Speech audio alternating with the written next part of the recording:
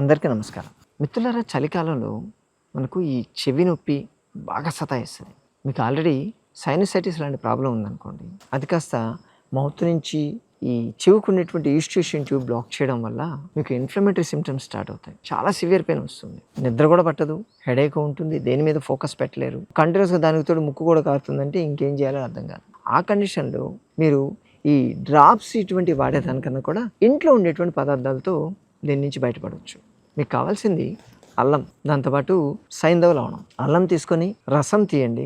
దాంట్లో ఎంత అల్లం అయితే తీసుకున్నారో అంతే క్వాంటిటీలో సైంధవ లవణం తీసుకోవాలి. సో అల్లం రసంలో ఈ సైంధవ లవణం వేసేసి ఒక అరగంట గంట వదిలేసేయండి. అది పూర్తిగా కరిగిన తర్వాత మళ్ళీ వడగట్టేసి దాన్ని స్టోర్ చేసి పెట్టుకోండి. మీకు ఎప్పుడైతే చెవి నొప్పి వస్తుందో అప్పుడు ఒక 2 చుక్కలు ఆ జ్యూస్ని మీ చెవిలో వేసుకోండి. హాఫ్ అన్ అవర్ తర్వాత తల వంచేయచ్చు, అది జరుగుతుంది. లేదా ఒక కాటన్ తీసుకొని ఆ జ్యూస్లో ముంచి ఆ కాటన్ని డైరెక్ట్గా చెవిలో పెట్టుకోండి. మీ బాడీలో ఉన్నటువంటి హీట్కి దాంట్లో ఉన్నటువంటి ఆ మెటీరియల్ అది కాస్త దాంట్లో ఉన్నటువంటి శాంథిన్స్, పాలిపెప్టైడ్స్, యాంటీఆక్సిడెంట్స్ ఇవన్నీ కూడా ఎవాపరేట్ అయిపోయి ఆవిరి రూపంలో చెవి లోపలికి వెళ్తాయి. దాంతో అక్కడ ఉన్నటువంటి ఇన్ఫెక్షన్ తగ్గుతుంది, ఇన్ఫ్లమేషన్ తగ్గుతుంది, మీకు పెయిన్ కూడా తగ్గుతుంది.